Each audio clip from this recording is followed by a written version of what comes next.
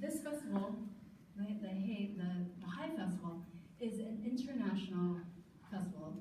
Or actually, the Hay Festival in Dallas is an international collaboration that took a lot of collaboration across the globe, across Dallas, and across SMU. So we're very excited that this is possible, and I'd especially like to thank a few different entities that made this happen. So first, the Department of World Languages and Literature, the Dean's Office of Denman College, the Peggy W. and Herbert L. DuPont Lecture in Hispanic Studies, the William P. Clements Center for Southwest Studies, and a very special thank you to the Wild Detectives Bookstore for putting this on, the Cox School of Business for this wonderful space, and my amazing Spanish area colleagues, especially Libby West, who just makes magic happen, and Maria Cabot, who also does wonderful things.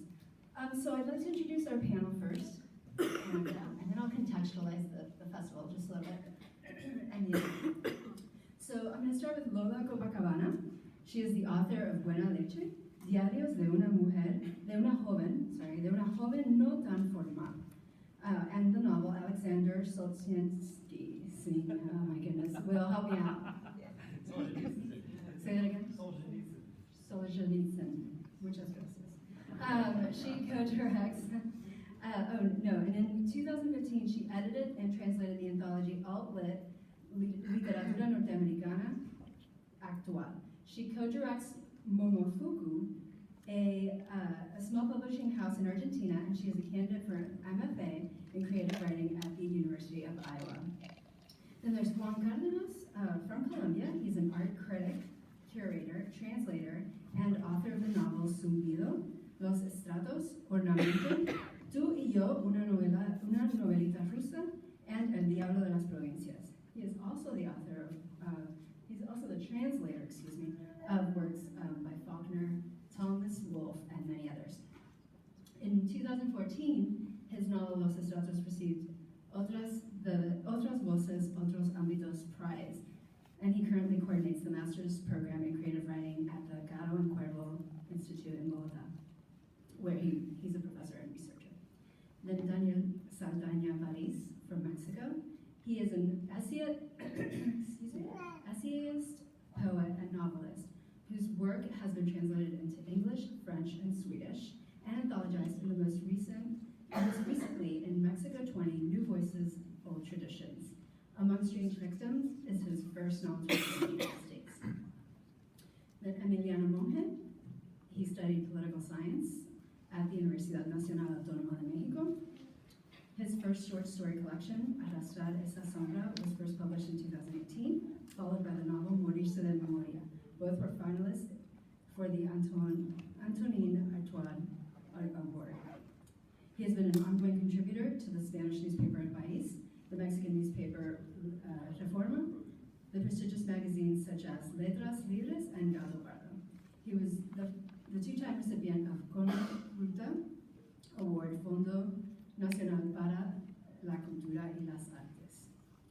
And Eduardo Rabasa, the founding editorial director of Sexto Piso, one of Mexico's most prominent independent publishing houses, and the winner of the 2004 International Young Publisher of the Year Award. He studied political science at Mexico's UNAM, and he writes a weekly column for the national newspaper Milenio, and has also translated several books. A Zero-Sum Game is Rabasa's debut novel. He has recently published Cinta Negra, and he was named one of the top 20 Mexican writers under the age of 40 by the High Festival. Christina McSweeney, a translator, she has translated many novels from Spanish into English and was awarded the 2016 Valle Inclán Translation Prize for her translation of Valeria Luiseri's The Story of My Teeth. And her translation of Daniel Saldaña Paris' novel, Among Strange Things, was a finalist for the 2017 Best Translated Book Award, and she has also translated Eduardo Rabasa's Zero-Sum Game, another novel. And then finally, but not least, publisher extraordinaire, Will Evans, from Dallas's very own Deep Vellum, which is a non-profit literary arts organization dedicated to bringing the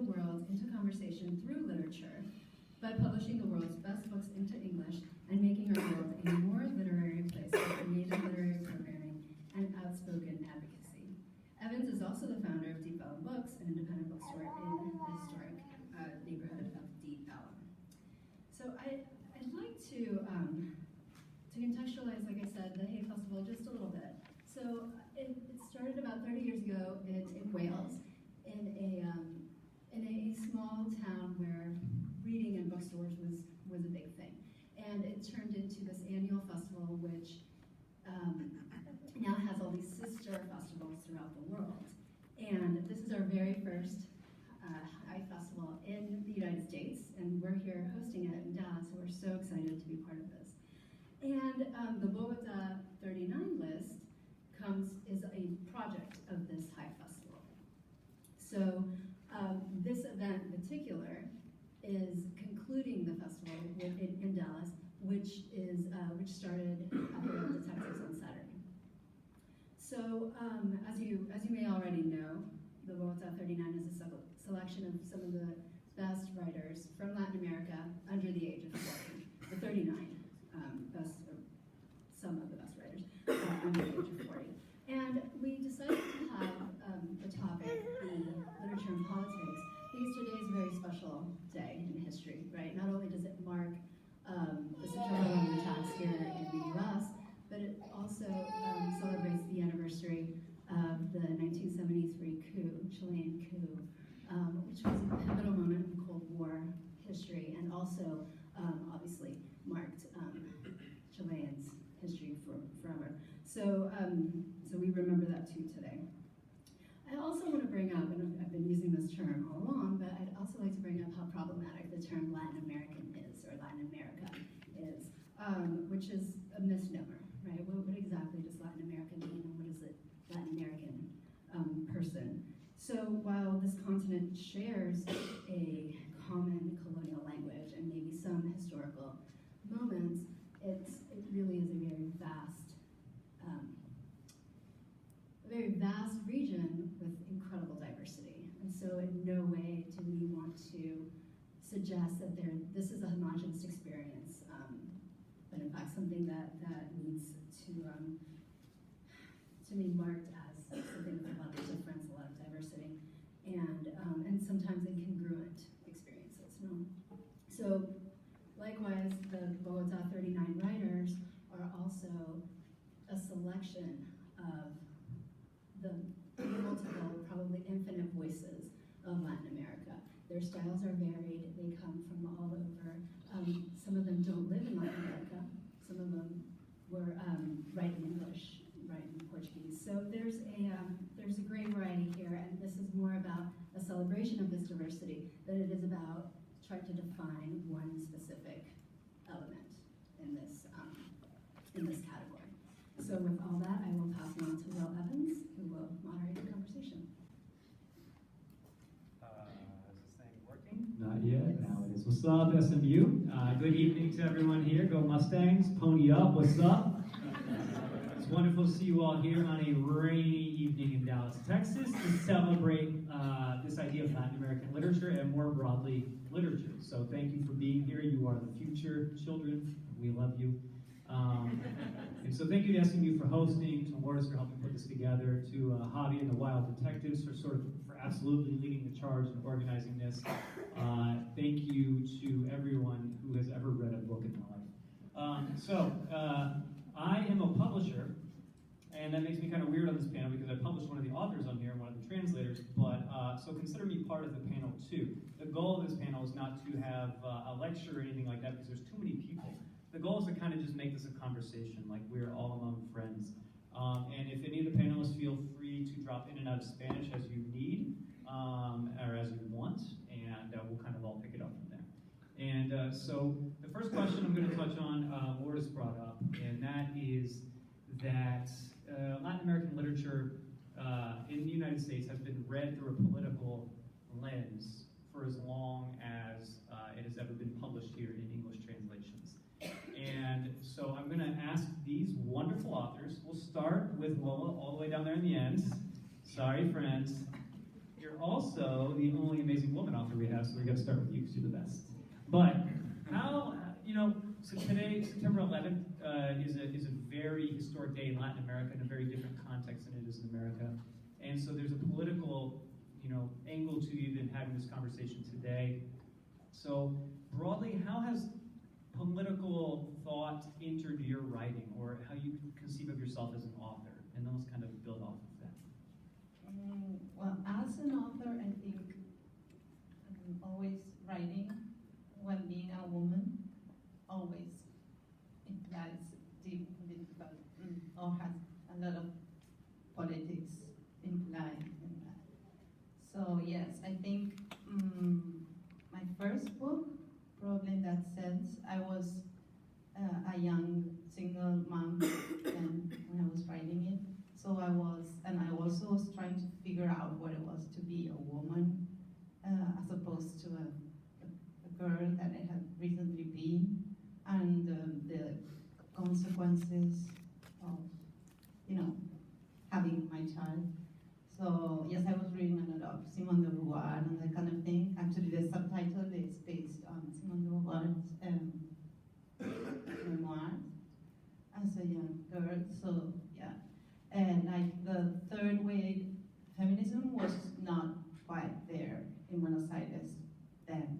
So some things that have luckily turned into common sense now, we're actually discussing, like we're trying to get abortion decriminalized in Argentina now. So yeah, many things that I was writing about and thinking then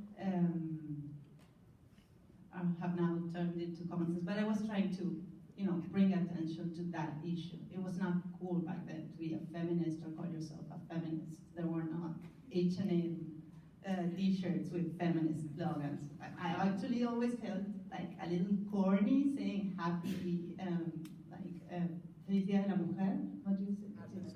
Women's Day. I celebrated that. I would always put up a poem or bring up some woman that had been incarcerated for trying to get an abortion from someone who had raped her. So yeah, I think maybe that was. Then my novel also deals with politics, but more related to. I was going to be a writer. So my second novel, I was very interested in in legal discourse, the ways. So yeah, I don't want to. Yeah, that's it.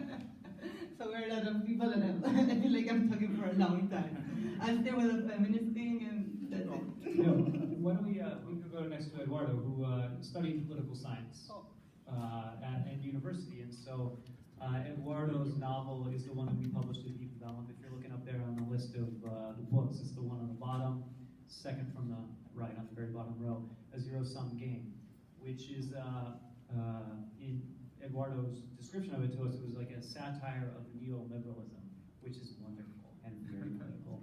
And so Eduardo, obviously the political is at the forefront of yourself as a writer and your university education. How do you see politics affecting your writing? What do you think of this shameless advertising of your own novel that you just did? I think everyone needs to buy it. And if you don't buy it, No, hi, thank you all for coming and also for the invitation, for letting us share this panel. Yeah, I was afraid that you might ask me this, so while Lola was talking, I was also thinking, what could I say? Because it's not an easy, it's an obvious answer for me, but I was thinking that there's an author that I really like, an American author called Maurice Berman, and he once wrote that all socio-political systems are narratives, which was not something that at the time was evident for me, because I used to associate more a political system with the government, the judicial system, whatever, but he was saying is that deep down they are narratives because each political system really is a sort of organized answer to the question of how do we want to live, and especially in our societies, which are no longer, at least formally, theological, supposedly we get to organize as we like. So the way we live, the way our government works, the way the society is structured deep down is the way we want to live, because there is no reason for societies to be in such a way. I mean, we supposedly have free will to organize as we like. So in that sense, I think that my writing, or at least my two novels, maybe, I don't know why in short stories I allow myself to write about other type of subjects, but so far my two novels, I think, will have in the following sense a bit of a political component in the way that they try to explore not only what the narratives of the societies that we live in are, but what they mean for people, for the characters. What does it mean to have to work, to make a living, to make friendship, to search for love, I mean, to all the things that we human people do under certain narratives. And as you were saying, the first one has more to do with the neoliberal narrative of free market and free competition and every man for himself and all these things, which makes, at least in Latin American countries or Mexico, for a very, very brutal and unequal society. So that novel is constructed as a microcosm, and it tries to explore precisely what happens to the protagonist and to other characters who live under such an oppressive sort of society. And in the second one, it was like more or less the same, but translated more to the head or to the mind of one person, the protagonist. Like, so I tried to explore or to describe the path of this character that has completely embodied, again, the narrative of competition, of success, of having all ethics and all morals subsumed to making this a sort of religious belief. So I think that in that sense, my two books are very political, but in this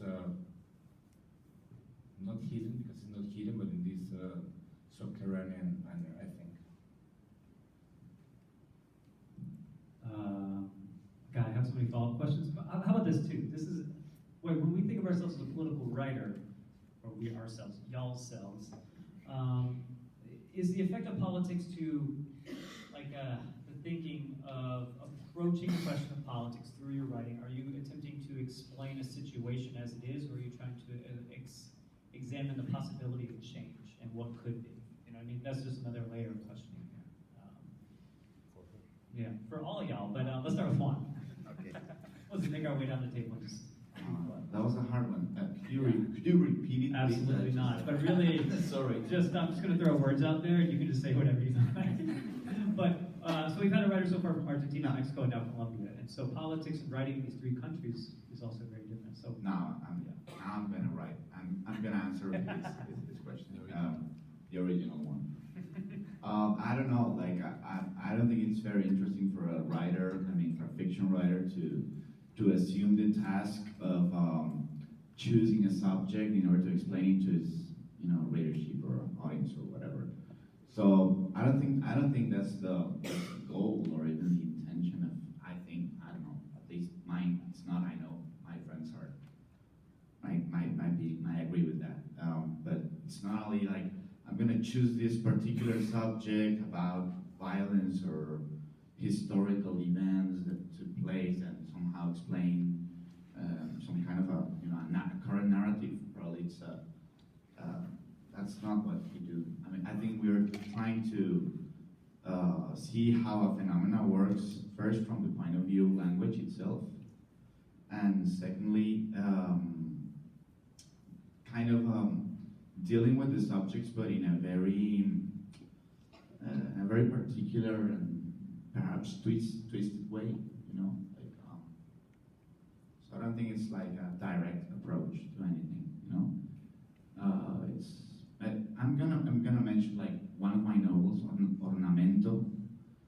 Is about a scientist has got this lab where he creates this design drug, and it's but the particularity of it is that it only affects women. The effects are only felt by women. Somehow testosterone inhibits or doesn't let the alkaloid work. So I was trying to think with this very simple and silly structure of thinking, a lot of relations, like the relation between drugs and politics, the relation between politics and gender, the way women are treated in our societies was a very important subject for me at the time. So I think we're all. What I'm saying is that we're all dealing with political issues, but not in a direct way. We're just trying to enter this subjects with I don't know how to say it, but really trying to find that there's more of a mystery there and journalistic topic. I should say, panelists, if you want to follow up on one of your fellow panels, you are all very much more interesting than me, so please talk more than me. Milano?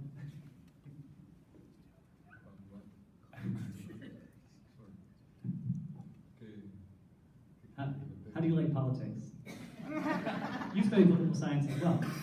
And your novel, which has just come out in English, called The Arid Sky, is interesting. It's kind of sold as Juan Rulfo meets Cormac McCarthy, Tale of the West. It's a very southwestern tale, which is set in a historical setting, but is very applicable to today. So it's a wonderful read. I recommend it. What do you think?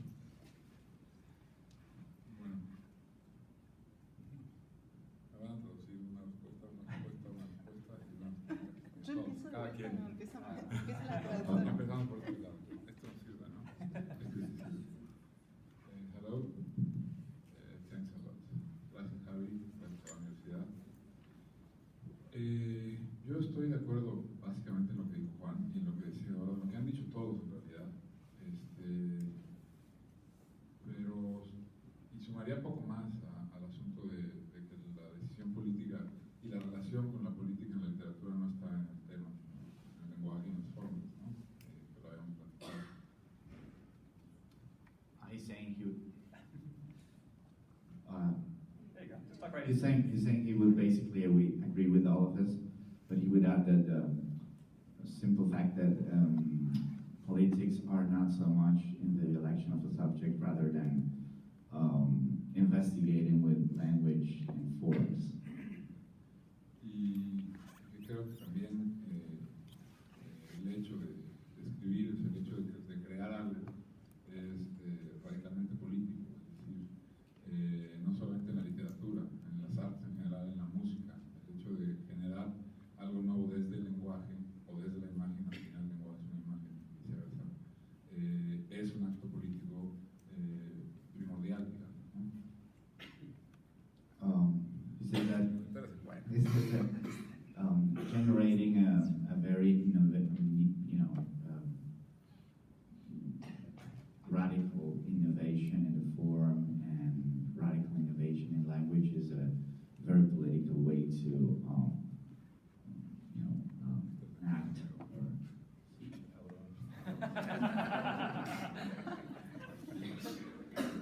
Que ha abusado de la sustancia con la que aparece en su novela Ornamento, digamos que sí, igual que Eduardo también. Eso los mantiene jóvenes.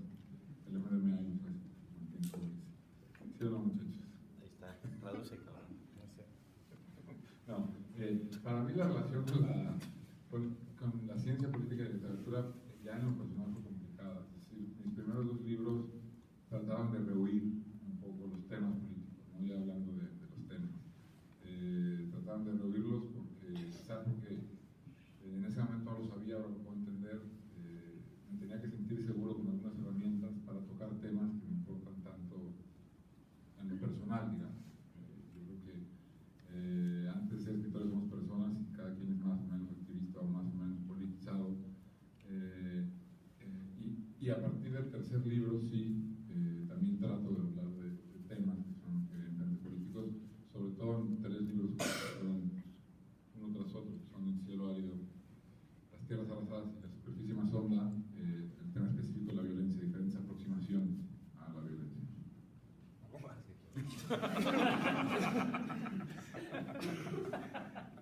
That was a long sentence. Yeah.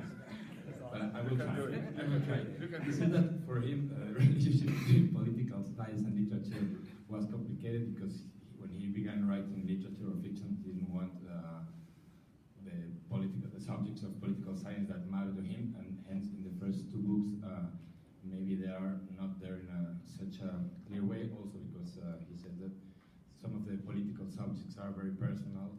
He said that there are strong things that happen or whatever, and he was a bit wary of introducing these political issues that were more personal to him to his work. But in the later three books, El cielo árido, Las tierras arrasadas, and the new one, he thinks allowed myself to deal with politics, not in a direct and obvious way, but more with a stronger presence than the first two books. Good job. Well, you can translate your own novel the next time, okay? Oh, sorry, Christina. Something interesting that this kind of brings up is for all of you who want to be writers out there, you don't have to just study creative writing to be a writer. This is something important. Is like you can study political science or economics, or you could be here in the business school and still be a creative writer. Don't think that you ever have to be one thing in life. Don't let your mom and dad tell you anything different. Danielle, politics. Okay. Does this work? Speak right into it. Okay. Like this? So, Kiss it. There it is. yeah. Now, okay. Yes. Yeah, I can hear you. So, thank you all for being here. Yeah, I think this is not working. I'm gonna try this one. Maybe I can have two. I think this one works okay. Thank you all for being here. Yeah, I agree with most of what's been said about politics in literature. I believe that language reflects what happens in the world, and certain words have a history. So by choosing certain words and not other words, you are already acting in a political way, even if you don't intend to do it. So I believe that writing is essentially political in that we society decide which words to use to treat a certain subject, and that is how language, yeah, in a way is the how do you call, like, the como el pozo del café, where the whole world and the social relations are shown. So I don't write about politics as a subject, but obviously not only through language, but also through the characters. Politics ends up being part of what I do. I mean, if I have a character who works, and this is my first novel, Among Strange Figures, there's a character who works for a public museum in Mexico. You could say it's part of the government, the state in a way, because it's a public institution, and I end up picking a little bit of that world, the ambience and the general, I don't know, like the colors of bureaucracy in Mexico and the rhythms of it end up being central to the plot of the novel. So I think that is also political, as every character is necessarily related to a system. So yeah, I would talk about it from that point of view. Absolutely. Yeah. I just wanted to add. Is that working? Right. Okay. I really agree with what everybody is saying here, and particularly in relation to the way, from my experience as a reader and a translator, that language is a political force in the writing from different Latin American countries. I perhaps also like to agree with Lola in many ways. And one of the things I've noticed over the last years is the way that women's writing is being taken much more seriously, is moving out from the margins of Latin American literature, and is using language in, a very boundary-breaking way. And I think that is a political force, and it's an extremely good thing. And I think it's a way also of rejuvenating language, refreshing language, taking it into other places.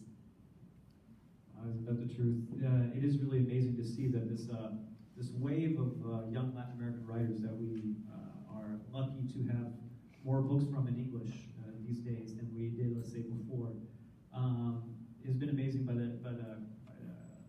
number of women writers who have been included in this. Although this Bogotá39 collection was brought up earlier at another festival event, that only 1/3 of the writers in it were women. So we still have a long way to go.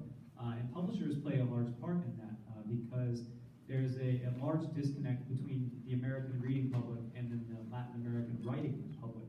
And you have to go through so many different layers of, not bureaucracy, but it's essentially layered like bureaucracy. You have to go through either agents or these foreign rights people at publishing houses foreign to get the rights, and then find a translator, and then get the translation, and then edit the translation, and then we sell the book to you, the reader. So it's gone through years of development, and with a little bit of money changing hands in between before it ever gets to you. And then however that publisher decides to market that book to you, that's this issue of politicization, sort of that Lourdes brought up in her intro too. This idea of Latin American literature. Is it helpful to an author from Mexico and an author from Ecuador, and an author who was born in Ecuador but lives in San Francisco now and writes in English? Is it helpful to be put into a Latin American literary box, or do we all belong to a universal literary idea? And I think that something we've touched on broadly at events through this festival is that it can be helpful, because this collection is a wonderful introduction to the diversity and breadth of talent that exists across the idea of Latin America. But just the idea that these are only Latin American writers, well, they're now in English. They're now American writers. You own the book, they're on your shelf, you're in your library. They're now as much a part of our literary tradition as Faulkner. And so that's something that is kind of like this push and pull of categorization, which is like a, to be crass with you, it's a marketing ploy from a lot of publishers, but it is also helpful to contextualize and to begin to introduce readers to something bigger. When you come to events like this idea of a Latin American writer, what does it mean to you to be a Latin American writer, to be paired with each other? Perhaps you hate each other, perhaps you love each other, perhaps you hate the styles of one who's not here and shall not be named, or perhaps you love everyone. But you're going to be forced to do a lot of events together for the rest of your writing careers. So, does anyone want to pick up on that? And just no order. Let's just chat.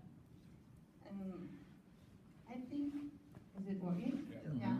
Okay. I think even though I don't really understand yet what it means to me to be, or whether I am a Latin American writer, maybe it's been my year here, but I'd rather take it like in a utilitarian way. Maybe the person approaching Latin American literature, because it is Latin American literature, is the one that it most needs or would most profit from getting the book and finding out that maybe there's no such thing. Does it make sense? What I said? It was hard to say. Okay, that's what I think. So I'm okay with the label in that sense. Maybe it will help who needs the most help in that sense.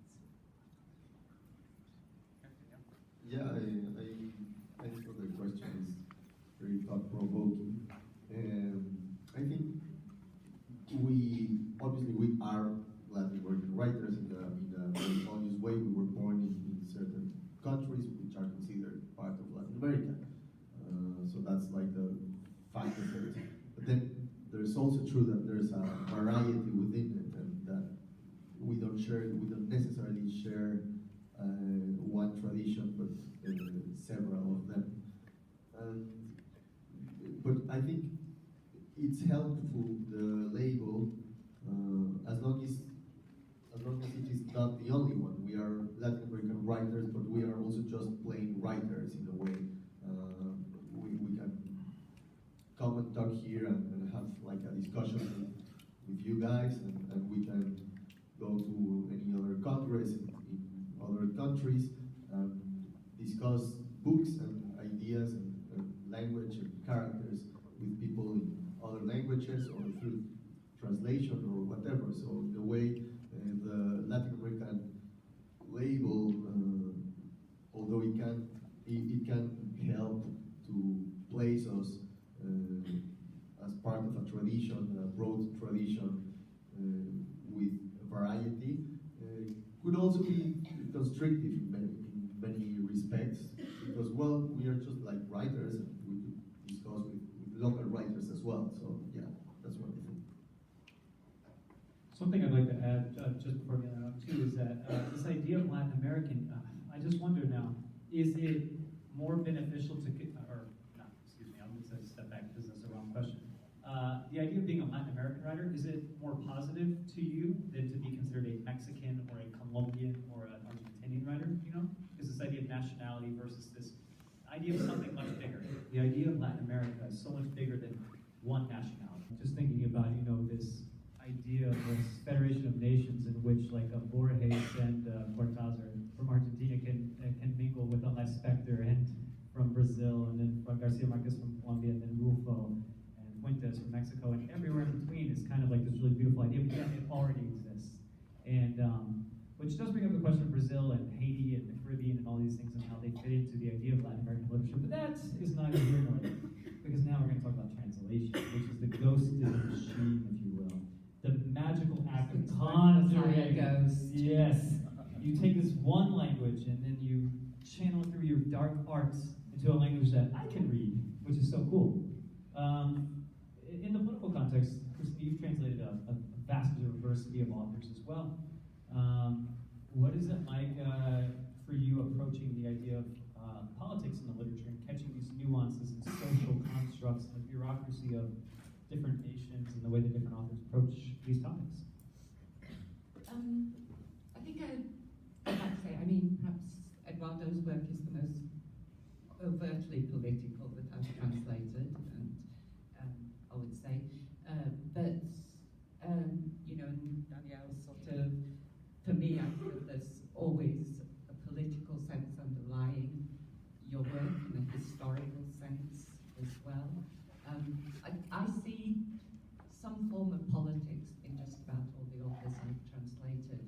It may not be what we'd call, sort of politics with a capital P, but it may be the politics of language, the politics of art, the politics of women expressing each other. So, sort of, I feel it's possibly just something that's integral to art in itself, to any kind of art form. And so, you're looking, not so much looking for that political message within a book, but just trying to understand how the politics are fitting into the way an author is writing. In Spain, we even adapted the language because it was a novel, so we tried to make it easier on the Spanish reader. And still then the critics would say, oh, this translation to Mexican Spanish. Oh my God, oh my God. And I think it's interesting, and obviously it's obvious from where that comes from. I think, Eduardo, I had the pleasure of meeting Kirsi a couple of years ago, and just by chance, one of the things when he found out I was translating Latin American literature, he said, do you think that we should get different editions of his books translated for different Latin American countries? He was very aware of this whole idea, or should he get Argentina, or should he go to somewhere else? So it's interesting that you say that. Anything else? I do want to say, you did bring up something funny the other night, and since they both brought up cursing in their local languages, do you want to tell a story about some curse words in Danielle's novel, which was funny? You guys were talking about how do we translate this word? Yeah. So yeah, when Christina was working on my novel's translation, I had this word that we use a lot in Mexico, which is pinche, and it doesn't really mean anything specific. It's sort of something that you can put anywhere and it makes or doesn't make sense. But like the character in my novel was actually reflecting on that quality of the word. It was not used only as during a conversation or anything. This was like an inner monologue. First of all, it said that frigging was in fact far too English, but if you look in the Merriweather dictionary, it's American or British. It's not British English. And they said, and it wasn't something people use in the United States. And then all these readers who read this website started writing and saying, well, I use it. I've always used it. So, maybe the United States is just like America. There are a lot of different United States that use different languages, have different thoughts, different customs. That goes without saying. Just imagine the diversity of American literature from Hawthorne to Faulkner to Bukowski to Vonnegut to, let's say, all of the American amazing women I'm not mentioning right now. You know, like, America's a big and beautiful thing, and there's 350 million of us. And there's more Spanish speakers in this country than most Latin American countries, so it's a very diverse place we live in. And I do think that we, as a country, are as much a part of Latin America. So I like to be more inclusive with this term, too. I'm gonna ask one more question for just sort of the group, and then we'll go to questions from the audience. So think of your best question right now, and then as soon as I start to turn to the audience, raise your hand immediately and I'll call you. This question is just broad, and it's more to get to know you, and that is, what advice would you give to the readers and the listeners here in the audience today, just about literature, writing, anything in regards to reading or writing that has impacted you, that you would like to share with us? Starting with Eduardo. Or Juan, we haven't heard from Juan in a while.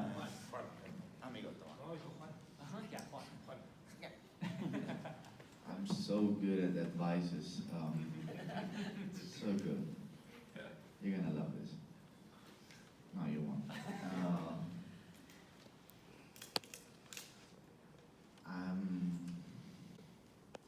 I think well, it's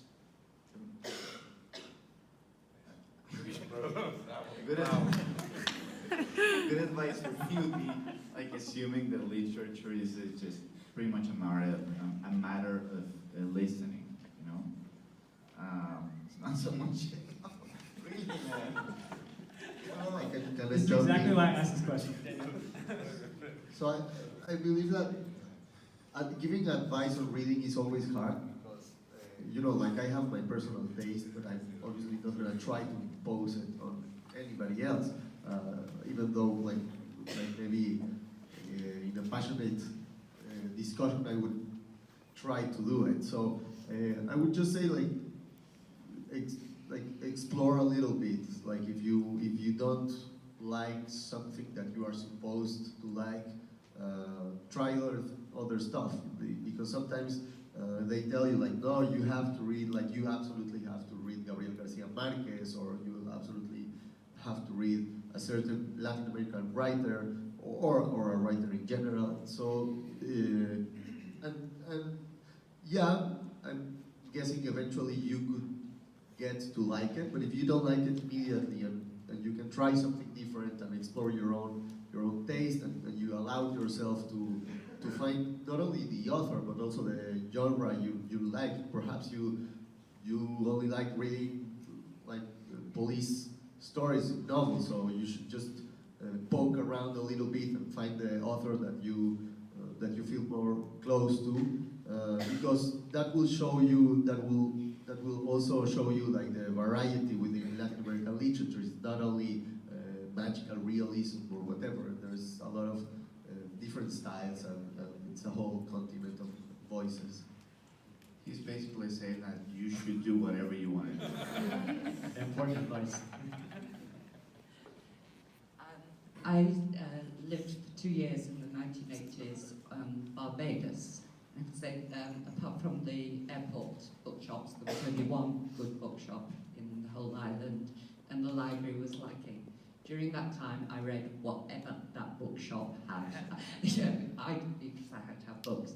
And I read such a variety of things, so maybe just read something you know nothing about, and keep reading things you know nothing about.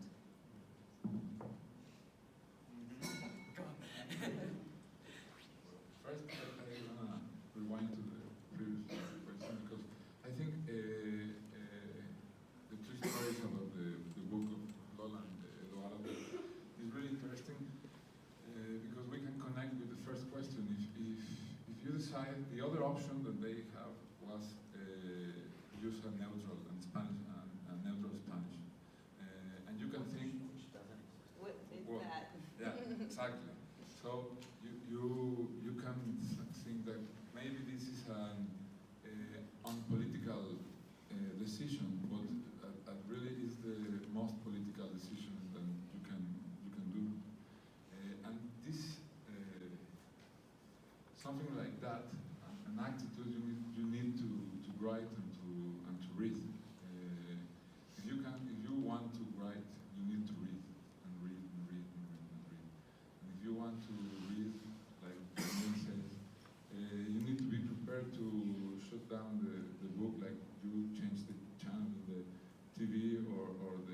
the radio, you can do the same with the books. You can do whatever you want with the books. Okay, advice.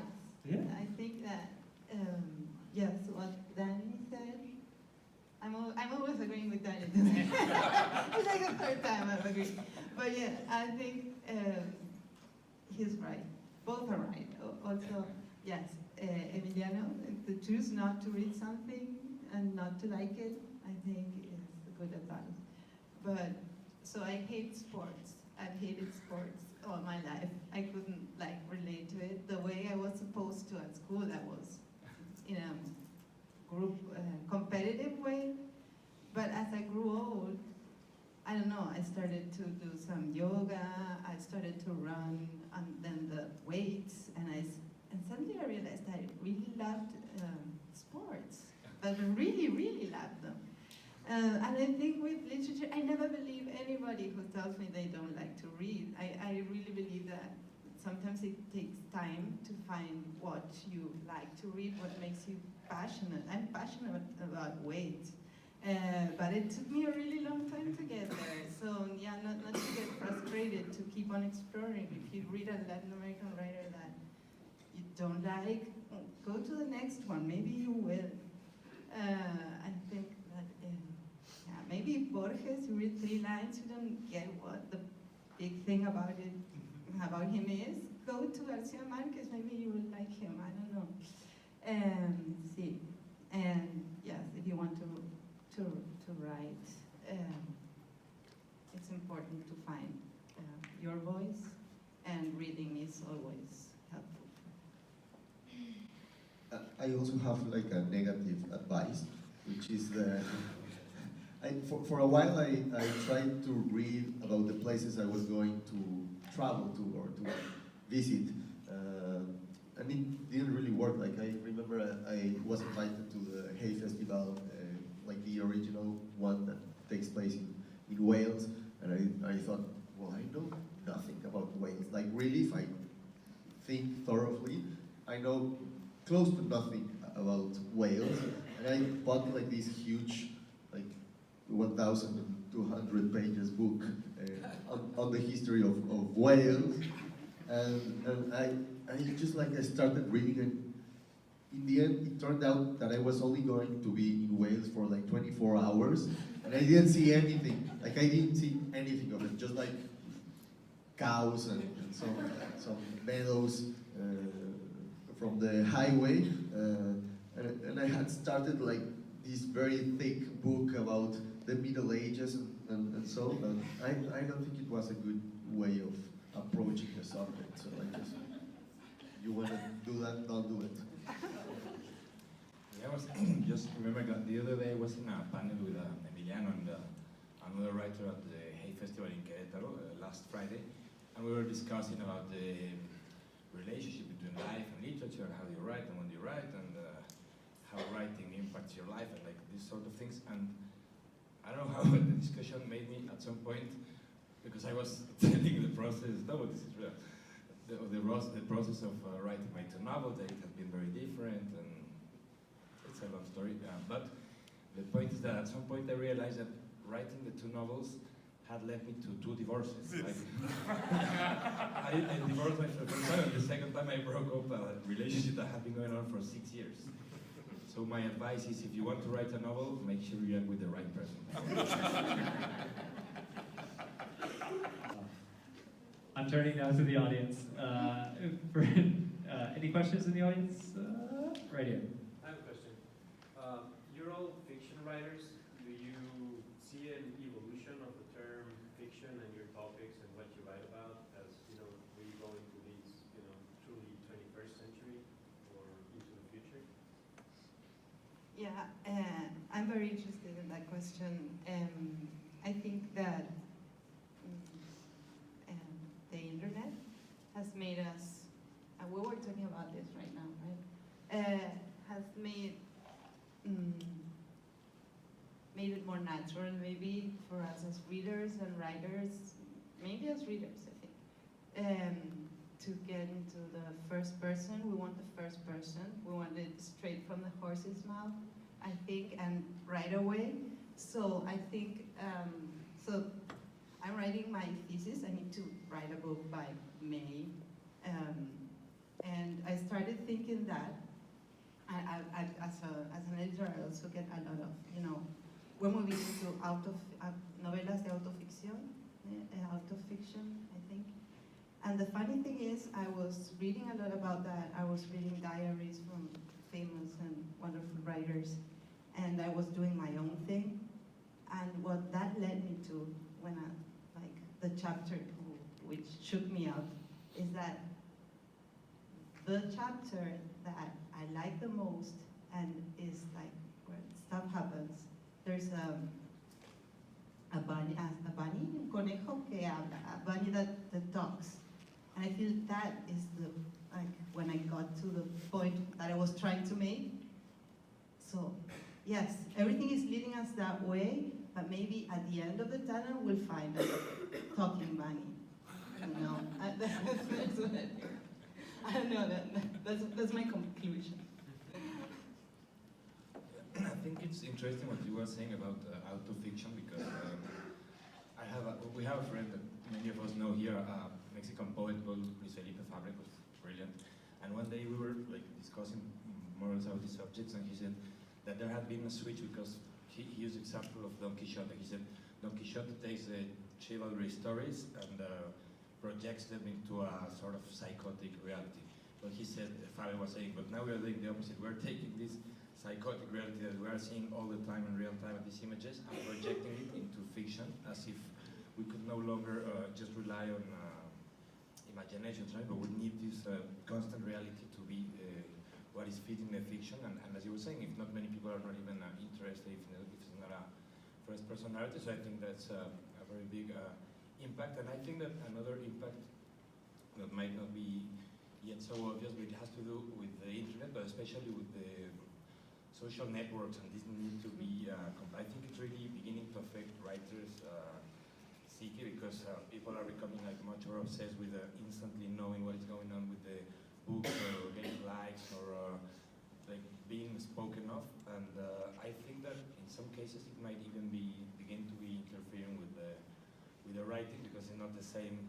I mean, I'm not saying that before social network writing was a pure act with just you on the page. And I mean, there's always obviously more or less consideration of a reader, but it's like if the reader is now in your face in real time, telling you what they like and what they don't like, and I think this is beginning to affect the writing, because people are much more conscious, or even with political correctness. I've seen many people saying I don't know if I can write about this, even though it's fiction, because it might offend some people. So I think that these issues are really beginning to have an impact on literature. I just had to add, just wanted to add a couple of things and I would say that this influence of social media and social networks in literature, this influence can be really located or be identified in the rhythm. Social media, social networks are always determining the pace we are living at. At some point, obviously, writing is a kind of pace, a motion, a rhythm. So, and of course, social media is going to have an impact on writing because of that impact on time and rhythm. So, it's a very interesting subject from here to the next few years to observe the phenomena of seeing, or the way rhythm is getting infected by these new rhythms imposed by social media, right? But I'm not saying that as a bad thing. No. I'm not saying it's like what a tragedy, as some kind of original or pure movement of language is going to get lost. No, I'm not saying that. So we're just changing, exactly. Sí, yo ahora soy desarrollador. Yo estoy de acuerdo, y también añadiría nada más una cosa, es que siempre que aparecen estos cambios, como en social media, tendemos a pensar que va a ser para mal. vivo, a alguien se le ocurrió una idea que parece pequeña pero que es gigantesca, que es las cosas, la literatura se dictaba. Había alguien que la copiaba, ¿no? Y a alguien se le ocurrió que podías hacer que no solo la copiara uno, que no le dictaras a una persona, que le podías dictar a 12. Y ahí es el fenómeno de la copia, digamos que en ese instante aparece, ¿no? Para Platón era el fin de la cultura, o sea, era el fin del universo casi, ¿no? Es decir, y eso se parece bastante al procedimiento que ha tenido sus eventos. ¿Qué cambia con la sociedad? Sí, perdón.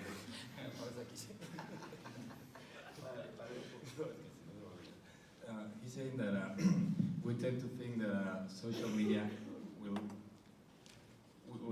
only have a bad effect, like will have negative effects on writing, but he says that it's just a change that, for example, in the times of Plato, you would have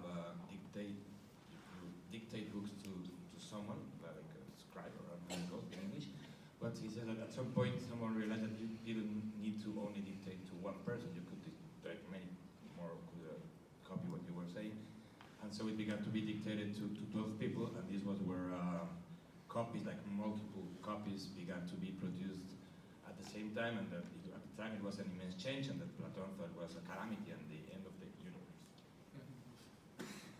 Y eso no fue. No, y que se parecen, es decir, estos momentos cambian, que generan, por ejemplo, la aparición de social media, o ese momento en que se multiplica la copia, aparece la copia, en tiempo real además. Se dan con toda una serie de transformaciones que las permiten, y esas transformaciones que las permiten, también la literatura forma parte. Entonces la literatura también está conduciendo al mundo hacia la aparición de social media, es decir, es inseparable, ¿no? Es imposible de evitar.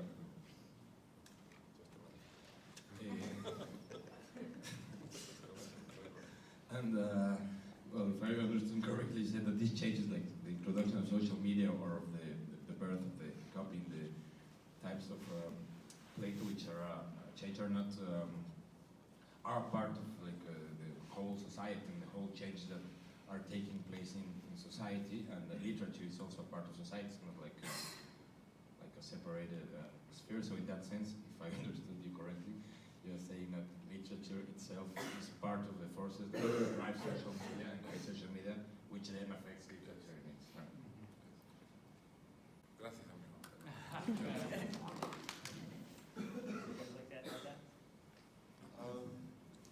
No, I agree with everything that's been said, but like I think the idea of the evolution of fiction can also be tricky, because in many ways, I mean, even though the rhythm might change with social media and some formal aspects of how we read and how we receive that information, and how we buy a book online, there's also, I also believe that there's a different pace in those changes. I mean, language takes a longer time to adapt in many respects, even though it seems that it's right now in some sort of crisis due to the technological advances. I believe that we are not gonna see the effect of that change for a while, because language is slower in many ways, and also because we have had those tools for a while. It's not something that I don't know, like fiction is still using some of the same tools that were in place 100 years ago in many respects, and the novel is still kind of a valid form or a valid format for literature, as it was in terms of Don Quixote. So yeah, I think it's maybe sometimes we tend to think that the change is really fast and it's happening right now. And yes, but I would also add that language itself takes longer, and it changes in a different, sometimes unpredictable way, no? Yeah, I'll just add one little thing about that. As a publisher, it's been interesting to kind of see the global trend of literature, and there has been as much literature written in the social media style, whether it's via tweets, stamps, short snippets of text, sort of like a tweet chain turned into a novel, as there's been the opposite reaction, which especially in France, Germany, and Scandinavian countries has been massive novels. Like historical epics spanning 1,000+ pages, coming out of single volumes, winning the major literary prizes. And these are like directly anti-social media literary texts. And so what's interesting is a lot of those are hybrid texts, though, that are what we call autofiction, blending autobiography, this close first-person narrator, but in a very literary sense and across historical times. And so it is very interesting to see that like very different areas of the world are tackling the same big question, which is like this kind of false binary between fiction and nonfiction, which is like a very strict binary here in America, but much less so elsewhere in the world. And so some of my favorite Latin American writers are the ones that directly attack fiction and nonfiction being separate. And so there's a blend of fiction and nonfiction, but then also essay and diary and such things. And so it is interesting. This is a historical thing that's been going on as long as, forever. Starting with Quixote, maybe down through Proust into, Piglia and Pitol today in Latin America. Next question. Thank you all for coming. It's been very informative. My question goes back to the initial comments about Latin America and two topics which were not touched upon. One being the conversation and debate as to whether or not French-speaking North and Western Hemisphere people are considered as Latin Americans. This is a conversation and debate in the academy. But then also, where is the place of those who live in what we may call Latin America, but speak and write indigenous languages? I know that this is something that has arisen in terms of writing and poetry that's being published in the last 15, 20 years. It's not Latin languages, it's not derived from Latin, and yet it's this sort of paradox of place and politics and all these different elements combined. So I was just wondering if you would comment on those two points.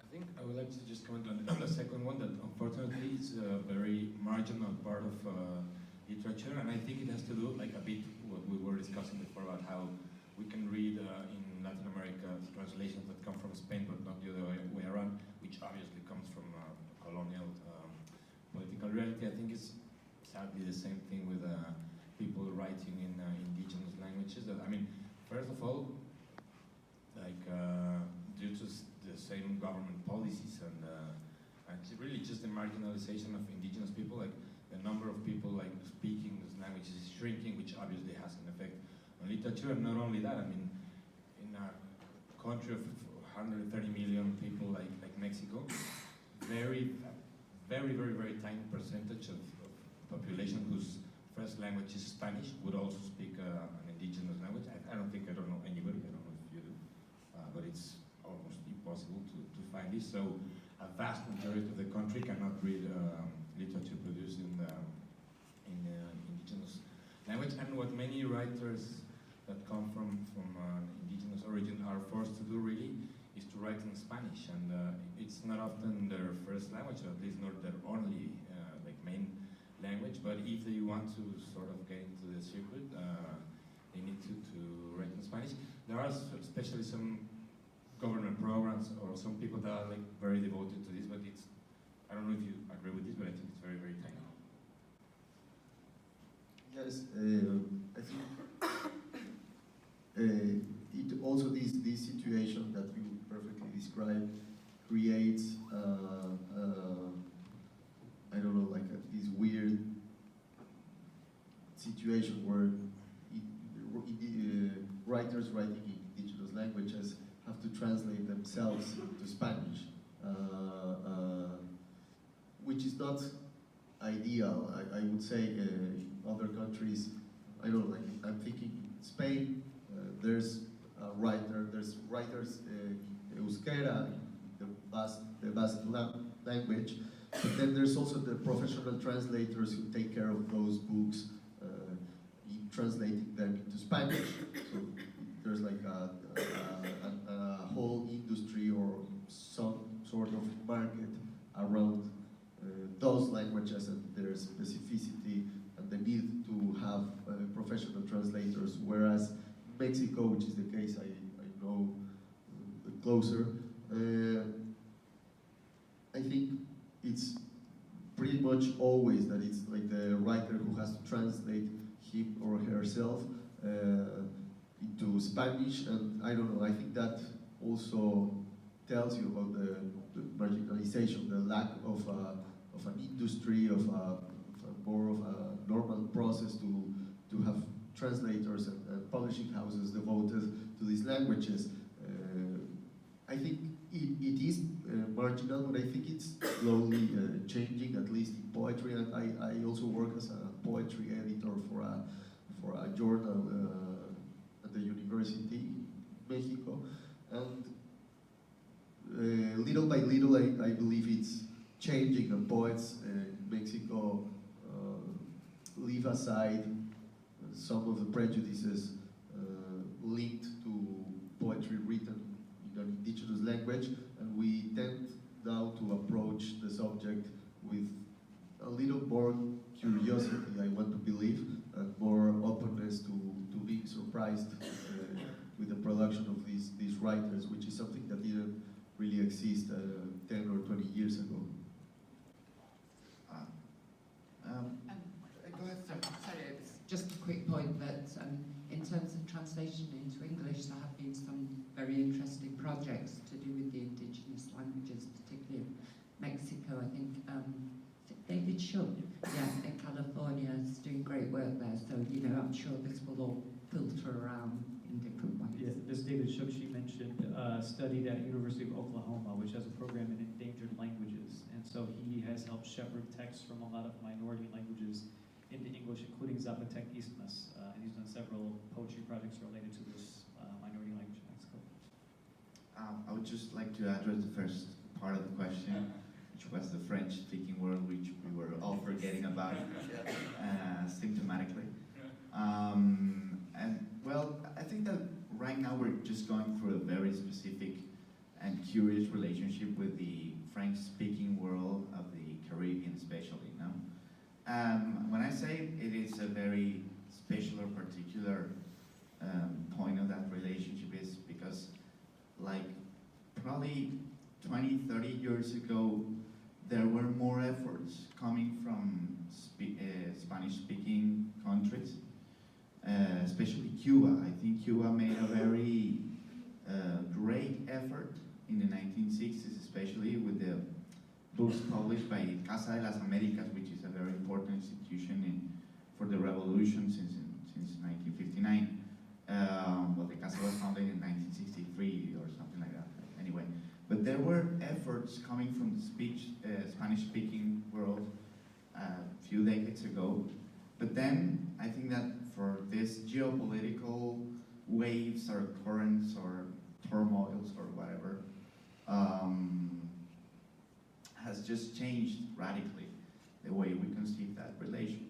And so we still, when we talk about that subject, we immediately think of the old masters, we would say, like very influential in the Spanish-speaking world, such as Franz Fanon or MSSR, and we're just stuck in that time,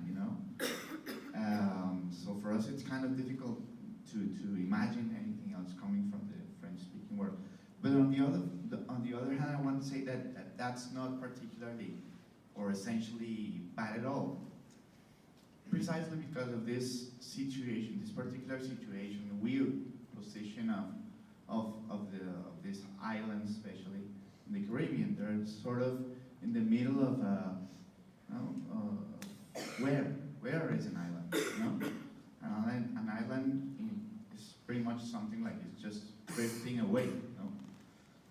But at the same time, so it's like a ghost. Haiti for Latin America is like a ghost, exactly the way it is for North America. It's a ghost, a political ghost, and the ghost also has another name, which is revolution. Anyway. Yeah, I'll just add one thing too. As a publisher, what's been interesting is how these questions are what we're forced to kind of deal with on a daily basis, and we publish a Haitian woman writer, and she is not, by any stretch of anyone we've ever approached, considered a Latin American author, but France in recent years has had a sort of, from a government level, a radical reappropriation of their former colonial territories. They'll consider any writer a French writer if they'll publish their book in Paris. And so Haitian writers have become French, Congolese authors have become French, Mauritian writers have become French, Moroccan authors have become French, which is also like pulling them back into the sphere of influence, which keeps Haiti almost like, the author came to America and did a series of events, and they were in French departments and they were in African studies departments. Haiti has an interesting relationship to the African Union, for example, and so you have this very different approach, and then even Brazil is like another issue. They're included in this collection, but we have a Brazilian author, and when she comes to the States, she is in Portuguese departments, because that's where Brazilers are not in the same departments as the authors we have to my left, which is interesting. No, en realidad, the other of the two Brazilians in the anthology, one cannot speak Portuguese. He writes and speaks in Spanish, so it's also an interesting, because she grew up in Spain. Also, well, the case I know is Quebec, the north, because I lived there for almost 3 years, and it was a really strange discovery. When I got to meet writers, francophone writers from Montreal and the surroundings, most of them were really interested in Latin American literature, and they knew a lot about Latin American literature, and there was like a sense of belonging from their part that was really not shared from this side, because in many ways we don't know anything about Quebec literature, aside from the 2 or 3 big names from the 60s that were obviously published in France. But they would look at Latin America as a future they would seek, in the way that our relationship to Spain has distanced or detached the two regions in a way that they would like to be independent from not only from the francophone central tradition of France, but also from the States and from the Anglophone Canada. I believe they seek a certain level of identity, of identification that we have in Latin America, and that would make them feel more at ease with their own tradition. They are pretty much still dependent from the francophone canon from France, I would say. And one quick other thing is that in Canada, there's actually like 12 different dialects of French, depending on when they settled up in the Northwest Territory or in Quebec or other places, which I didn't know until I met people there. Yeah. We don't speak Quebecois, we speak Franco-Chinois, or whatever. So that in the multiplicity of Latin America, Spanish and Portuguese, languages, same thing in Canada, the diversity of French that's little known outside of. And very hard to understand. I would add, most of them, for me at least. But yeah, no, totally, I agree. There's a diversity there that we don't really get to know from the outside. So yeah. We have time for one more question. I'd love for it to be from a student. Come on, young people, you are the future. You're not going to ask about. There we go. You are a brave soul. God bless you. Is it difficult as an author to have your work translated into another language? Do you feel like you lose some control of the message you're trying to convey when the language shifts? Did you all hear the question? They're not going to dare say yes. I can't speak. My translator is here, so.